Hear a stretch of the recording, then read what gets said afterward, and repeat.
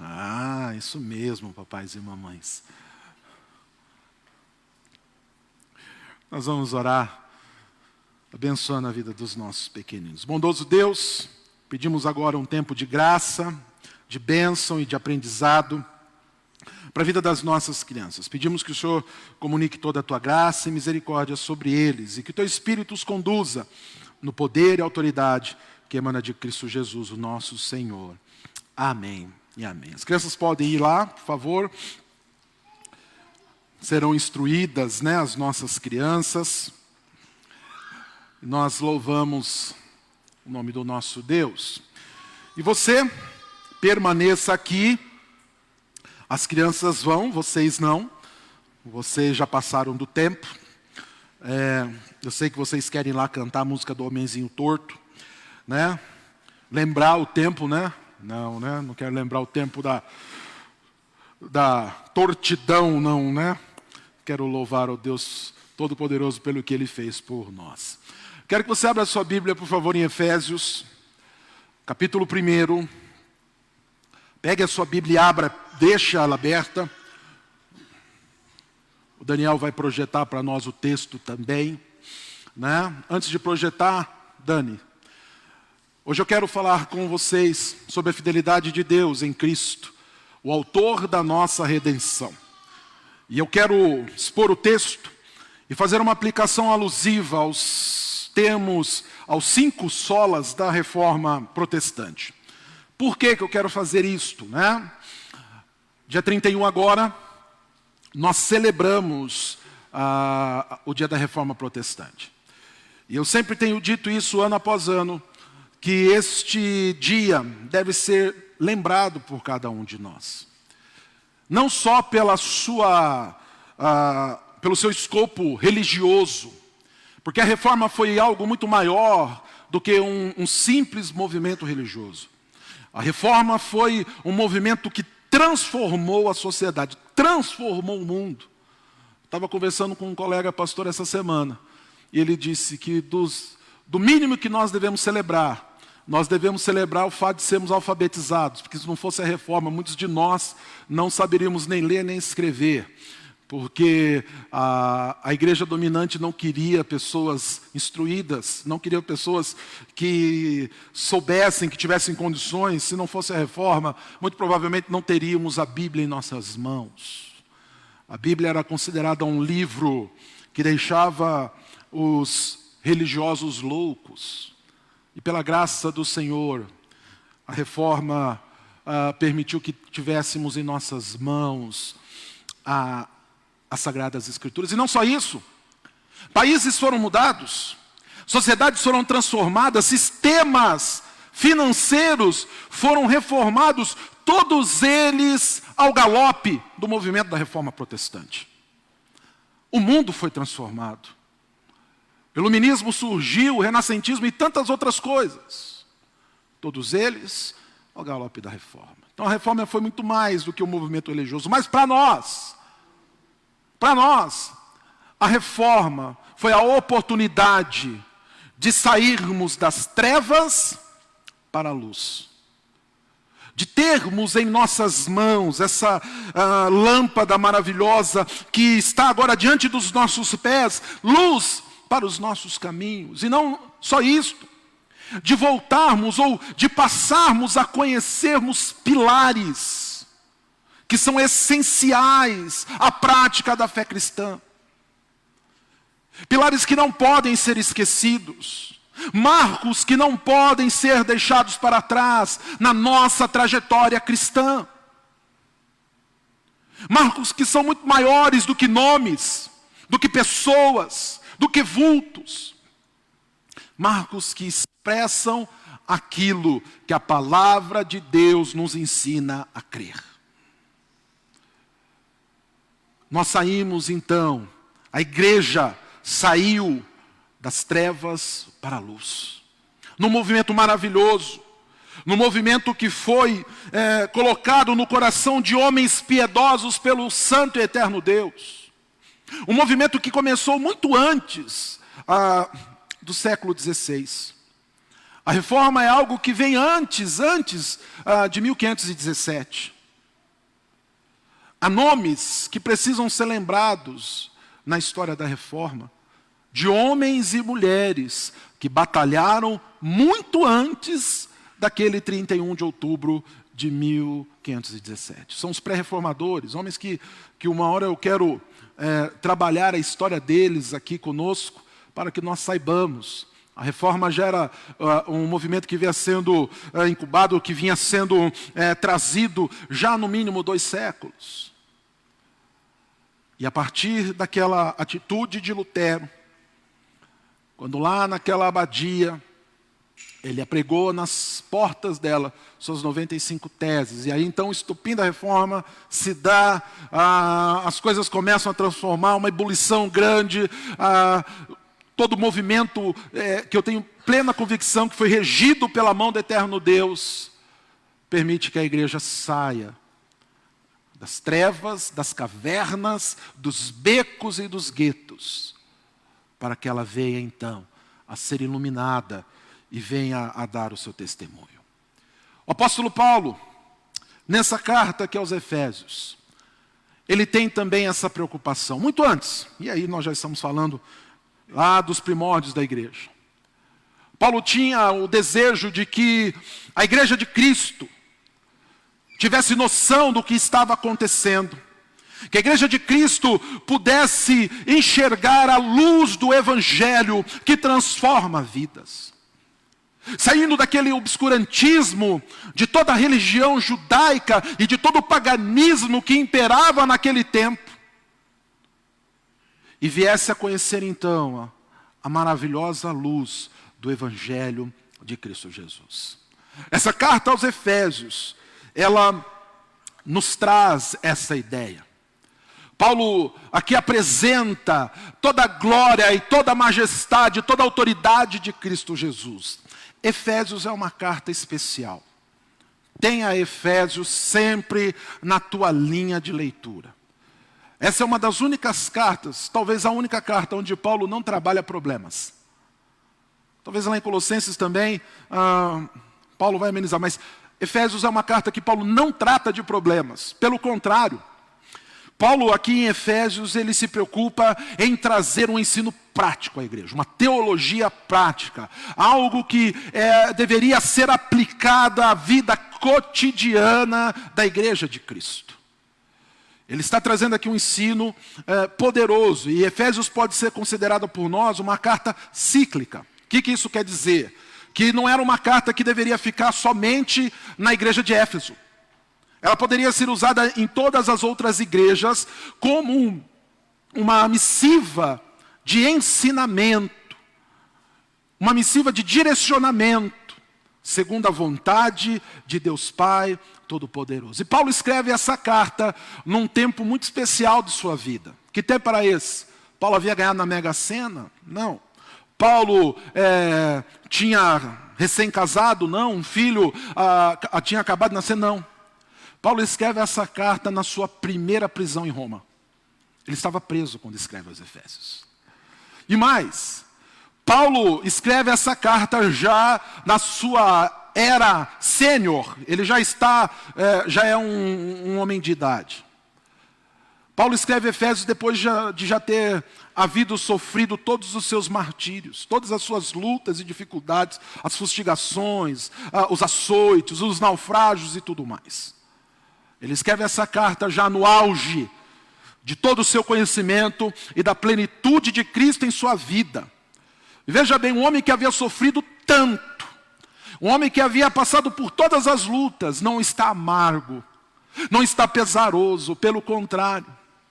Paulo escreve aqui um texto tão poderoso, que vários comentaristas comparam esse texto a uma grandiosa ópera de talentosos cantores entoando um hino de adoração e de louvor ao nome do Senhor. Tamanha a graça e tamanho o poder e a autoridade que há nesses escritos aqui. Cada gota de suor e de sangue, cada sofrimento que Paulo passou, em nome de Jesus, os tornaram mais graciosos, fizeram com que Paulo se tornasse um homem mais gracioso, mais abençoado e mais consciente de quem era Cristo em sua vida. E aí então ele nos entrega este texto. E ele diz assim, acompanhe comigo, Efésios capítulo 1, do 3 ao 14. E ele diz, bendito Deus e Pai de nosso Senhor Jesus Cristo, que nos tem abençoado com toda sorte de bênção espiritual nas regiões celestiais em Cristo.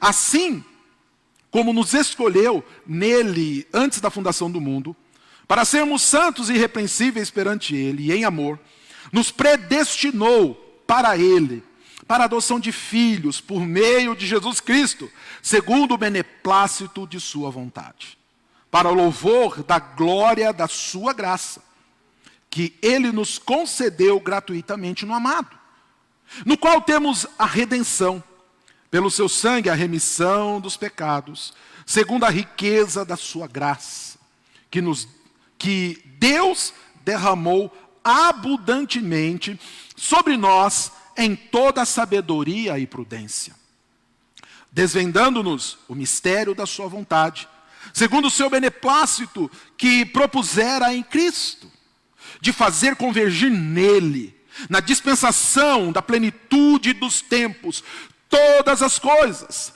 tanto as dos céus como as da terra. Nele, digo, no qual fomos também feitos herança, predestinados segundo o propósito daquele que faz todas as coisas, conforme o conselho da sua vontade, a fim de sermos para louvor da sua glória, nós, o que de antemão esperamos em Cristo, em quem também vós, depois que ouvistes a palavra da verdade, o evangelho da vossa salvação, tendo nele também crido, fostes selados com o Santo Espírito da promessa, o qual é o penhor da nossa herança, até o resgate da sua propriedade, em louvor da sua glória. Amém? Oremos. Pai bondoso, obrigado pela tua palavra. E pedimos que o Senhor nos dê sabedoria, unção e autoridade para expô-la com alegria e graça. E nos dê, ó Pai, discernimento para entendê-la e acolhê-la em nossos corações, praticando-a de maneira gloriosa e verdadeira, em nome de Cristo Jesus. Amém. Amém. Se você for fazer aqui, rapidamente, sem ter aquele compromisso de, tecnicamente, fazer uma análise mais profunda, mas se você for olhar aqui, semanticamente o texto, você vai ver que desde o versículo 3 até o 14, só há um ponto final. Paulo aqui, ele abre o coração, e ele põe a caneta no papel, e ele começa a glorificar a Deus de uma maneira contínua. Do primeiro versículo que nós lemos até o 14, é uma sucessão de ensinos e de louvor e de glorificação a Cristo, pela sua majestade, poder e graça. Ele adora a Deus por aquilo que foi feito em Cristo Jesus, em favor da sua igreja, em favor do seu povo escolhido. E Paulo começa aqui no versículo 3, nos apresentando ou dizendo a nós que nós somos o povo mais rico da face da terra. Nós somos o povo mais privilegiado. E ele declara, num termo maravilhoso, numa entonação maravilhosa, que bendito seja o Deus e Pai de nosso Senhor Jesus Cristo, que nos tem abençoado com toda sorte de bênçãos espiritual nas regiões celestiais em Cristo. Nós já somos eternamente abençoados. No país para o qual nós estamos destinados, a terra prometida, gloriosa, lá já está garantida todas as bênçãos para mim e para você. Somos o povo mais rico, mais glorioso, mais abençoado. Pastor, como assim? E Paulo, ele é claro, nas regiões celestes. Paulo não está olhando para este mundo. Paulo não está preocupado com as riquezas deste mundo, com o sistema instaurado neste mundo, não. Ele diz: nós que somos de lá, nós que somos da eternidade, nós que temos uma única só preocupação, o nosso coração está lá, nós somos um povo abençoado. Porque o Senhor já nos garantiu toda sorte de bênção espiritual. Há um exército de inimigos, com um general chamado Satanás tentando nos destruir, mas ele não vai conseguir. Porque o Senhor já nos garantiu a vitória.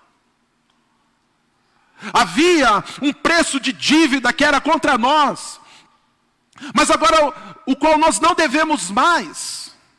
Efésios é uma carta irmã, você pode até tratá-la como uma carta gêmea de Colossenses.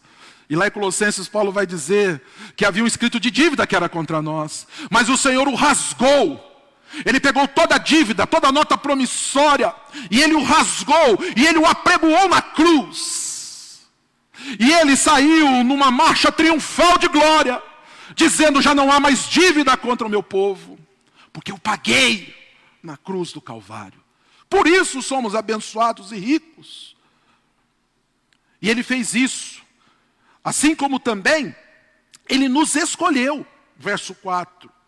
E nos escolheu nele. Deus nos escolheu em Cristo, antes da fundação do mundo. Não por presciência, não porque o Senhor estava esperando que pudéssemos ou não pudéssemos fazer. Tem muita gente que entende que a nossa salvação está atrelada àquilo que fazemos ou deixamos de fazer. Como se o Senhor dissesse: eu sei que o pastor vai pecar, então não vou salvá-lo. Ah, eu sei que aquele não vai pecar, então vou salvá-lo. Não! Os seus, aquele chamou para si, ele já o fez desde todos os tempos, antes da fundação do mundo. Para sermos santos e irrepreensíveis perante Ele. De que maneira? Em amor. No amor que Ele manifesta por nós. No amor que Ele derrama por nós. Através dos seus atos de justiça e de graça. E Ele nos predestinou. Não adianta nós fugirmos disto. Não é uma invencionice, não. Ele sim nos predestinou para Ele. Ou seja, nos direcionou para Ele. Nós quem? Nós, os seus santos. Paulo disse que outrora todos nós estávamos mortos nos nossos delitos e pecados. E o que ele fez? Destes todos que estavam mortos, dessa multidão de podridão e de mortandade, o que ele fez? Ele escolheu uns para si. E os tirou de lá. Paulo vai falar em Romanos, né, lá, Romanos 9, ele vai dizer que muitos ao ouvir isso vão reputar a Deus como injusto. E ele fala: injustiça em Deus? Não. Porque todos estávamos mortos. Todos. Só que Deus foi lá, no meio dos mortos, e separou o que Ele quis para si. Não há injustiça nisso, Ele assim o quis. Paulo vai fazer uma comparação dos vasos de honra e de desonra, para mostrar a justiça de Deus, que em Deus não há injustiça. Ele disse que o Senhor pegou o barro. Vamos fazer aqui, deixa eu dar um exemplo para você. Pensa que você, mulher, pediu para o seu marido: olha, eu preciso de uma jarra de barro, né? Eu preciso de uma jarra para pôr água. Já tomou água em jarro de barro? Né? Uma delícia, né? Mulher grávida gosta de roer o barro, né? Ficar lá roendo, né? Aí você pede para ele fazê-lo. E ele vai e faz. Um jarro bonito, né? Ele faz um jarro que vai ser lavado e vai ser usado para algo nobre. Vai pôr a água, aquela água vai ficar saborosa, ela vai ficar fresquinha e tudo mais. Mas de repente você, mulher, olha para o marido e fala assim: além dessa jarra de barro, eu preciso de um cesto de lixo. E eu quero que você faça um de barro também. O marido vai pegar um outro barro para fazer o cesto ou não? Ele já tem o barro ali, o que ele faz? Ele vai lá e faz o cesto de barro. O que vai tornar um honroso e o outro não honroso? é o barro, todos são barro, tudo é barro. O que vai tornar é o uso daquele que o chamou. Quem nos honrou e nos predestinou e nos amou foi o Senhor. Todos nós éramos barro podre, mas Ele desde toda a eternidade nos chamou, nos convergeu e nos predestinou para Ele, para a adoção de filhos. Nós somos adotados. Nós estávamos lá relegados no canto. Nós somos adotados por Ele. Por meio de Jesus Cristo, daquilo que Cristo fez. Segundo o beneplácito de quem? Da vontade do homem. Do homem dizer sim ou não para Deus. Não. Paulo é claro, segundo o beneplácito da sua vontade. O seu chamado é porque Ele o quis. O barro não diz para o oleiro a destinação que ele o terá. O oleiro faz segundo a sua vontade. Para quê? Ou por que isso? Por que nós somos chamados? Qual é a razão da nossa predestinação, da nossa eleição? Falei sobre isso semana passada, no outro texto. É pela nossa descendência? A nobreza que há no nosso sobrenome? É pelos nossos títulos? É pela beleza inerente a cada um de nós? É pela nossa capacidade? Não. Paulo declara, verso 6, para louvor da glória de sua graça. Porque todas as coisas convergem para Ele. E todas as coisas são para tributar glória a Ele. Que Ele nos concedeu gratuitamente no amado. E o amado está aqui em letra maiúscula porque se refere a Cristo. E em Cristo nós temos a redenção. Pelo que Ele fez. Colossenses 1,14 vai falar sobre isso. Pelo seu sangue, a remissão dos pecados. Celebramos isto agora há pouco, na Santa Ceia. Fomos redimidos, remidos, lavados, purificados pelo derramar do seu sangue. O pecado que outrora era visto em nós, a mancha condenatória, a marca condenatória, você está destinado à morte. Isso aqui é algo que é pesado sobre você, nos foi tirado e lavado pelo sangue de Cristo Jesus. Segundo a riqueza da sua graça. Porque pela graça nós somos salvos. Isso não vem de nós, é dom de Deus. Estou recapitulando o que nós vimos semana passada. Segundo a riqueza da sua graça. Que Deus derramou abundantemente sobre nós em toda a sabedoria e prudência. Deus maravilhosamente derrama sobre nós de maneira abundante a sua graça salvadora e transformadora. Aonde abundava o pecado, agora superabunda a graça. Aonde havia uma multidão de pecados, hoje a maior multidão ainda de graça que é derramada sobre nós. Isso nos garante a salvação. Nós não perdemos, porque o que temos aqui é superabundante, é transbordante, e é dado por nós no amado, desvendando-nos o mistério de sua vontade, segundo o seu beneplácito, que propuseram em Cristo. Ou seja, Ele abriu os nossos olhos, Ele nos mostrou o estado no qual nós estávamos, e agora nos é revelada o mistério da sua vontade, segundo a bondade, segundo a glória e a graça que foi proposta em Cristo. E qual era a sua vontade? O que Ele nos revela? Paulo diz aqui, de fazer convergir nele, na dispensação da plenitude dos tempos, todas as coisas, tanto as dos céus como as da terra. O Senhor abre, revela por meio de Cristo a sua glória. O Senhor revela a nós o seu poder eterno, o seu plano eterno. Nele, digo, verso 11, no qual fomos também feito herança. Agora nós somos propriedade dele. Cristo, no seu sacrifício, nos faz herança de Deus o Pai. Já não somos mais a escória, o pó, o verme. Agora nós somos filhos.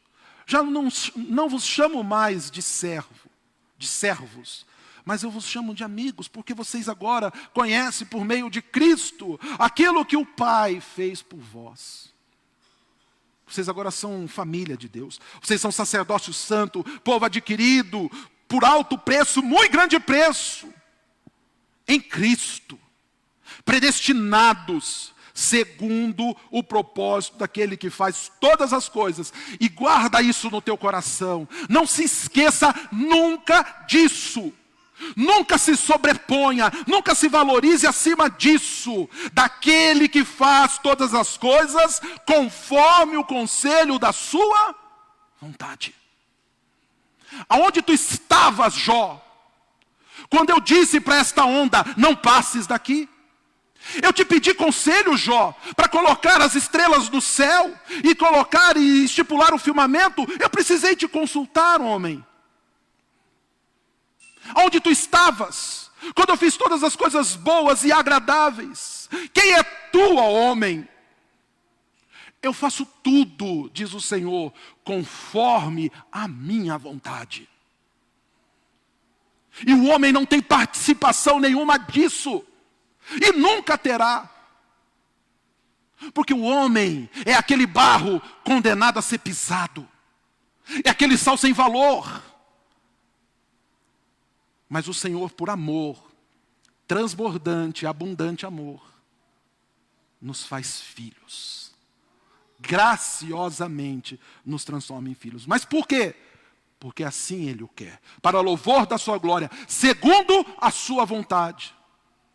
Ele não precisa consultar nem A, nem B, nem C. A lista que ele o tem, dos nomes, todos eles muito bem escritos, desde todos os tempos, os números exatos. Inclusive, ele sabe o fio ou a falta do fio de cabelo que há na cabeça de cada um. O Senhor sabe de maneira perfeita, porque Ele faz segundo a sua vontade. Sabe por quê? Porque Ele é o eterno. Só Ele e mais ninguém é eterno. Só Ele sabe de todas as coisas. Como não glorificar um Deus destes? Como não nos prostrarmos e em lágrimas, em prantos, com alegria, não adorarmos um Deus desse? Que faz as coisas, todas elas perfeitas, conforme o conselho da sua vontade. A fim de sermos para louvor, reconhecimento aqui da sua glória. Nós reconhecemos, e em nós é reconhecida a sua glória.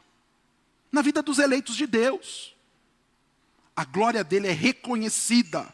Nós, o que de antemão esperamos em Cristo, e que estamos nele muito bem depositados. Em quem também, verso 13, vós, depois que ouvistes a palavra da verdade, e veja bem, aqui está o veículo, o meio pelo qual nos é comunicada a graça e nos é então direcionada a salvação. A palavra da verdade, o evangelho da vossa salvação. Não é por revelação de homens, não são pelos dogmas humanos, pela vontade de A, B ou C, mas pelo evangelho da salvação, tendo nele também crido. E nós vimos semana passada que essa fé, essa crença, também não vem de nós, é dom de Deus, para que ninguém se glorie. Tendo nele então também crido, fostes selados com o Santo Espírito da promessa. Um selo que recebemos no momento da conversão, da transformação em Cristo, o qual é o penhor da nossa herança, até o resgate da sua propriedade, em louvor da sua glória. E quando isso vai acontecer? Na segunda vinda. No momento determinado e certo que o nosso Pai tem para que Cristo venha e faça o resgate da sua herança. E como nós cantamos aqui, belo hino da Reforma, né? Castelo Forte, né? triunfaremos eternamente com Ele, né? Com Ele reinaremos, né? Com Ele nós estaremos.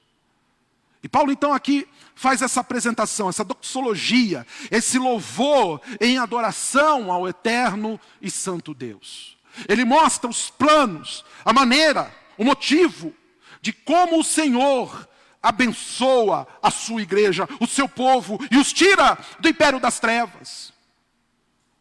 E nós, nesse texto aqui, observando a sua exposição, vendo aquilo que foi exposto, nós podemos encontrar aqui os pilares da reforma. Nós podemos encontrar aqui os 5 motivos, os 5 solas, que alicerçam todo o ensino da doutrina reformada.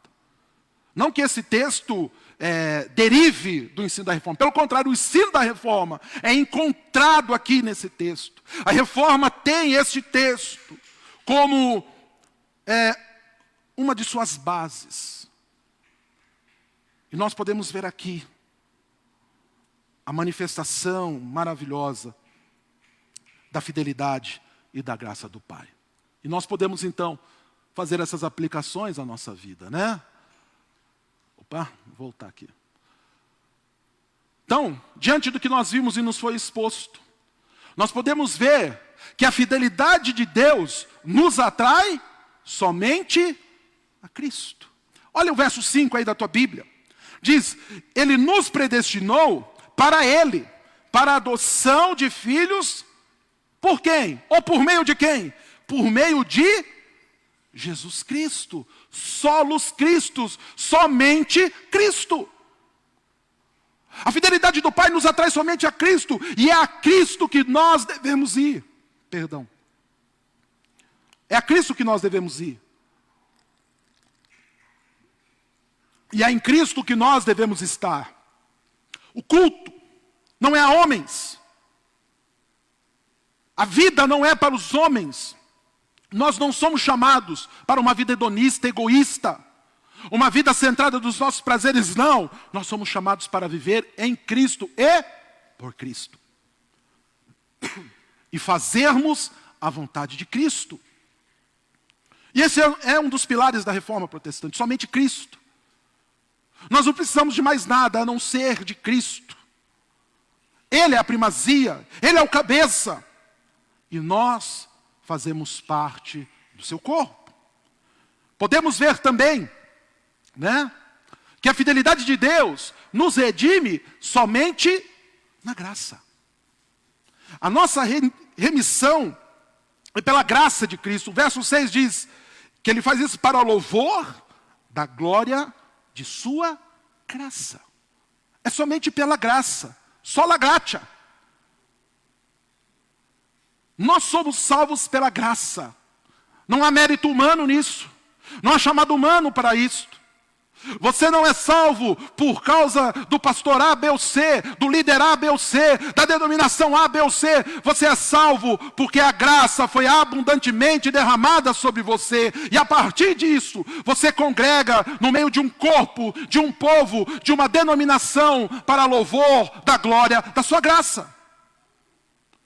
E você vai ao mundo e prega o evangelho, para que o Senhor, sobre a vida daqueles a quem Ele ama, manifeste o quê? A sua graça.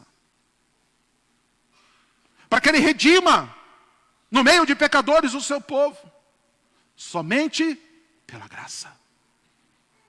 Pela graça sois salvos. Isso não vem de vós, é dom de Deus. Para que ninguém se glorie, não de obras. Não é pelo que fizemos ou deixamos de fazer. É um favor imerecido. Boa definição essa, né? Que nós já conhecemos há anos. É um favor imerecido. Que nos é dado por um Deus amoroso. Um Deus extremamente gracioso. E a reforma nos ensina isto. Que nós somos salvos somente pela graça.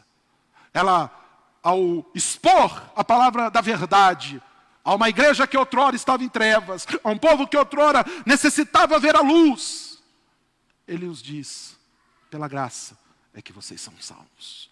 Podemos entender também que a fidelidade de Deus se conhece somente pelo Evangelho. Sola Escritura, somente as Escrituras. Se nós queremos algo, se nós precisamos de algo que transforme as nossas vidas, isso se chama Evangelho. Pare de correr atrás do vento, pare de querer se enganar. Sabe por que as pessoas dão tanto ouvidos a ideias e palavras e coisas que competem com o Evangelho? Pastor, mas o que foi dito é bíblico. Por que você precisa ir lá, não pode vir aqui? Por que você precisa ouvir lá, não pode aprender aqui? Porque aqui, a graça vem confrontando pecados. O Evangelho vem arrebentando o império das trevas que habita nesses corações pecaminosos, dos quais o meu, antes de Cristo, fazia parte. O Evangelho, ele estraçalha as nossas barreiras, ele põe por terra todo o império das trevas, ele põe por terra todo o nosso pequeno reino. Aquele reino egoísta, aquele reino hedonista, aquele reino pecaminoso, que consiste em vontades carnais, sensualidade, iniquidade, lascívia. Ele estraçalha tudo isso e ele nos confronta. E ele chama pecadores ao arrependimento. Ele não massageia egos. O Evangelho é maravilhoso, porque o Evangelho não é politicamente correto. Ele vai falar que você não presta. Só que nós não queremos ouvir. Nós não queremos ser confrontados. Como assim? Como que ele faz segundo a vontade dele e eu? E eu? E o eu grita. E o Evangelho diz, você precisa de Cristo. E o Evangelho grita, você é salvo pela graça. E o Evangelho mostra que é somente em Deus Pai, por meio de Cristo, que nós somos transformados. Você não precisa de nenhuma outra revelação, de nenhum outro caminho, senão o do Evangelho. O verso 13 diz, em quem também vós, depois que ouvistes a palavra da verdade, o Evangelho da vossa salvação, tendo também nele crido, somente as Escrituras. Somente pelo Evangelho da salvação. A igreja não deve ter nenhuma outra mensagem, nenhuma outra agenda, nenhuma outra prioridade, que senão a glória de Deus manifesta pelo Evangelho de Cristo Jesus. Essa é a agenda da igreja, somente pelas Escrituras, somente pelo Evangelho. Um quarto ponto, são 5, senão não daria os 5 aí. A fidelidade de Deus se manifesta somente pela fé. A fidelidade de Deus é conhecida de nós, e nós cremos porque em nós foi implantada a fé. E o justo viverá pela fé. Não é porque ele paga o dízimo, e não use mais esse termo, é horroroso. Ninguém paga dízimo. Você devolve em fidelidade aquilo que o Senhor graciosamente te deu. Você devolve, porque é dele. Não, pastor, é meu, não é dele. Você quer que seja seu. Isso se chama apropriação indébita. Na justiça do trabalho, isso da cadeia. Em outras instâncias da justiça também. É do Senhor. E você não é salvo porque você dá dízimo. Você dá dízimo porque você é salvo. Você não vai à igreja para ser salvo. Você vai à igreja porque você foi salvo. Você responde à fé, que foi um dia comunicado ao teu coração. Por isso que nós devemos destruir essa ideia. Não que o Senhor não possa manifestar graça e fé, comunicando isso dentro da igreja. Pode e tem que fazê-lo. Nós temos que fazê-lo. Mas muitas vezes nós colocamos o poder e a autoridade na igreja, na instituição, no líder dela. E nos esquecemos de que isso é a fé que o Senhor implanta em nós. E se a igreja não comunicar o Evangelho, esquece. Então, é pela fé. O justo viverá por fé. De fé em fé. o justo viverá pela fé. É pela fé. Pela crença que nós temos, não por um pagamento, não por um ato, não por um dogma, não. É pela fé, que é implantada em nós. Louvado seja Deus por isso. Porque nós, na nossa depravação total, e aí a gente pode usar um outro acróstico, um outro momento, né? Pegar a tulipe, mas pela nossa depravação total, nós não conseguiríamos crer. Ele nos purifica e implanta em nós a fé. Louvado seja o nosso Deus por isso. E a quinta e última aplicação, a fidelidade de Deus. Eu não li o versículo, né, do outro, é o verso 13 também, né? Verso 13, tendo nele também crido. Ou seja, fomos selados pela crença, pela fé que é implantada em nós. E a quinta e última aplicação, a fidelidade de Deus nos conduz ao tributo da sua glória. Todas as coisas convergem para Ele. E todas as coisas são para o louvor da sua glória. O verso 6 vai dizer que Ele faz tudo para o louvor da glória de sua graça. E o 14 diz, o qual é o penhor da nossa herança, até o resgate da sua propriedade. Para quê? Ou em quê? Em louvor da sua glória. Todas as coisas acontecem para isso. Para o louvor da sua glória. É para a glória dEle. Ele tem que ser sempre reconhecido e glorificado. Adorado, bendito. Todas as coisas apontam para Ele, convergem para Ele, estão nele. A igreja tem que ter essa preocupação. Essa tem que ser a primeira preocupação da igreja. A glória manifesta do Deus Altíssimo. A igreja tem que ser um local onde brilhe a luz da glória de Deus. E quem é a igreja? É o templo bem iluminado, com luzes de LED, canhões de luz, né? Toda uma preparação? Não. A igreja somos eu e você. Aqui dentro e a brilhar lá fora. Numa sociedade caída. Numa sociedade que necessita que os luzeiros não se escondam debaixo do alqueire, mas que brilhem sua própria luz? Não. A luz de Deus o Pai. Uma vez, lendo um poema cristão, há bons poetas cristãos, há boa música cristã, se você souber garimpar, a coisa boa.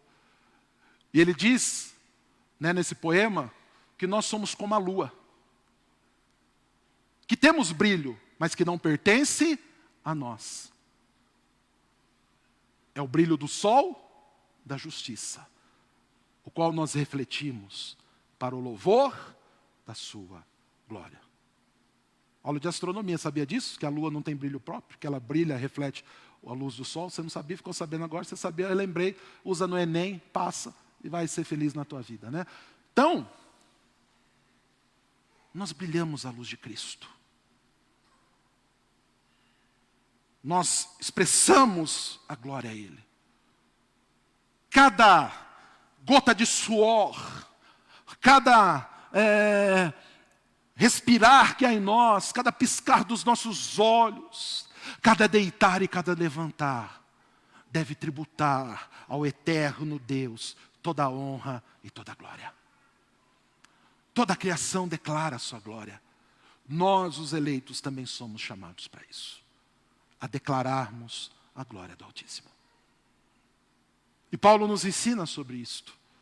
E a reforma nos arremete a isso. Só lhe deu glória, somente a Deus a glória. Toda a glória, somente a Deus. Ao único, eterno e verdadeiro Deus.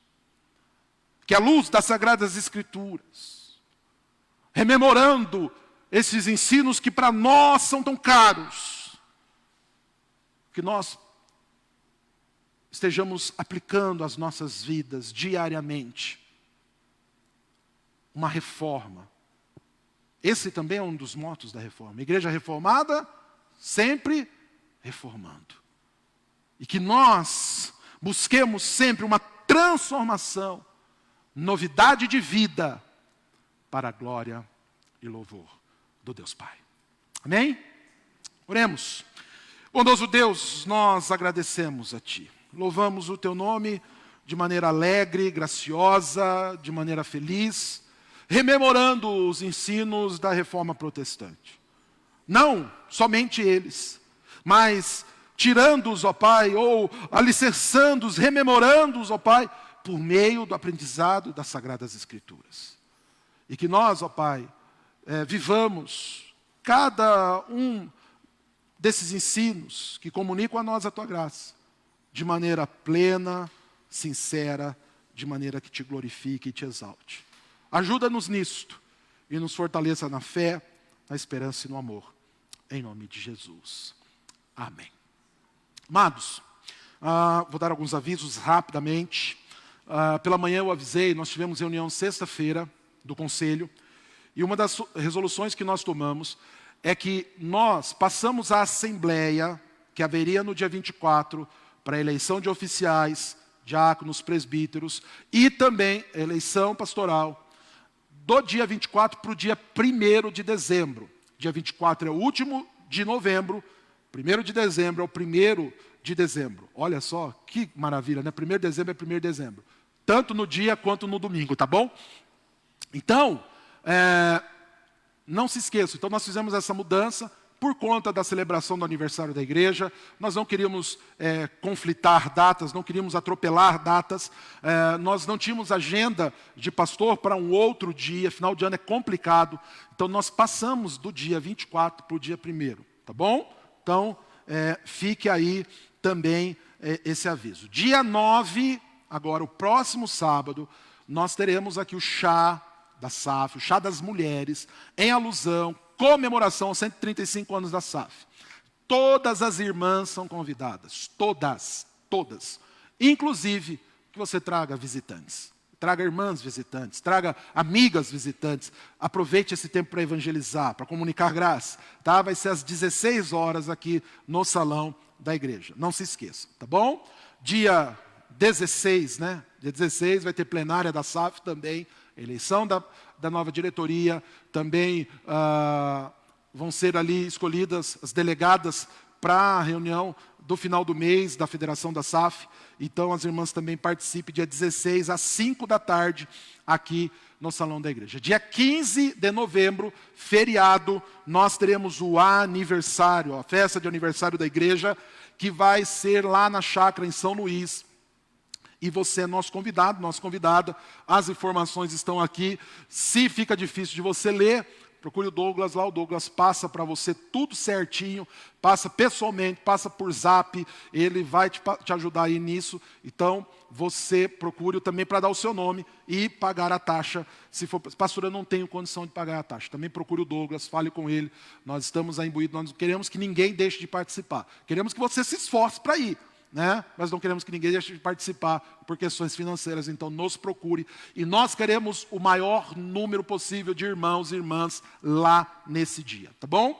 Dia 23, teremos o Sábado Animado, uma programação aí para as crianças, tá? Também temos todos os dados aí, mas você pode procurar os nossos jovens, eles vão passar. Para que crianças são? Crianças de 3 a 10 anos, é gratuito, pode trazer visitante, pode trazer coleguinha, é para participar e vai ser uma bênção, tá? No dia 24, nós teremos pela manhã e à noite o reverendo João Todão aqui conosco, e aí nós estaremos encerrando as programações de aniversário da igreja, teremos um almoço comunitário, vamos juntar panela, vamos fazer um almoço gostoso, né? Vamos estar juntos aí e celebrando a nossa comunhão em Cristo Jesus, tá bom? Temos mais um aviso além desse?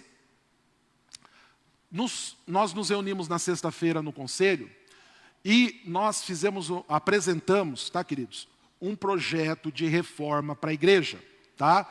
Foi solicitado um orçamento, esse orçamento foi feito, nos mínimos detalhes foi colocado, e nós apresentamos ao conselho um projeto de reforma, com valores e tudo mais. Decidimos que cada membro do conselho vai analisar com mais calma, vai ver, vai fazer propostas e acréscimos e decréscimos nesse projeto.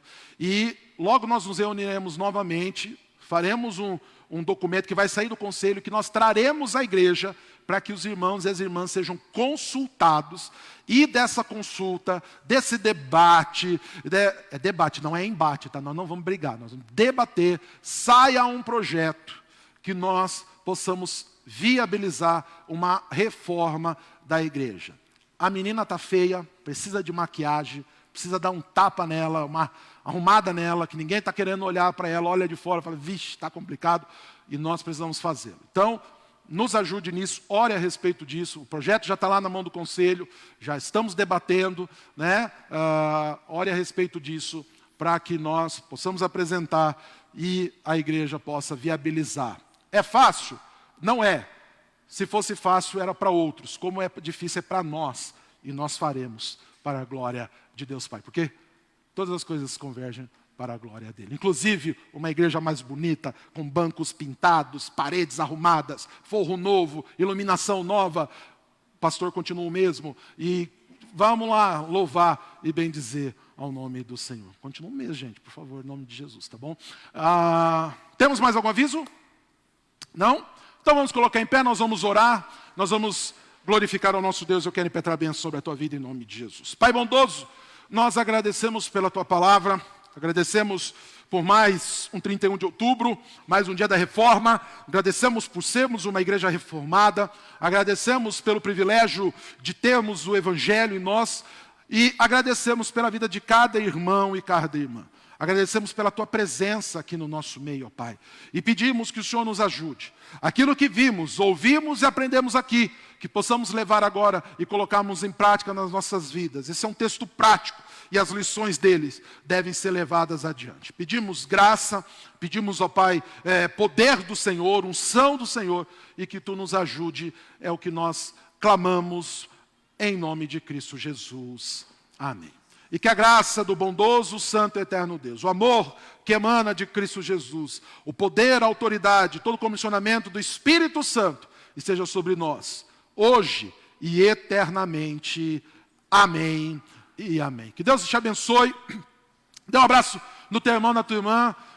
Tenha uma semana de vitórias, de bênçãos, e que o Espírito te conduza em nome de Jesus. Amém e amém.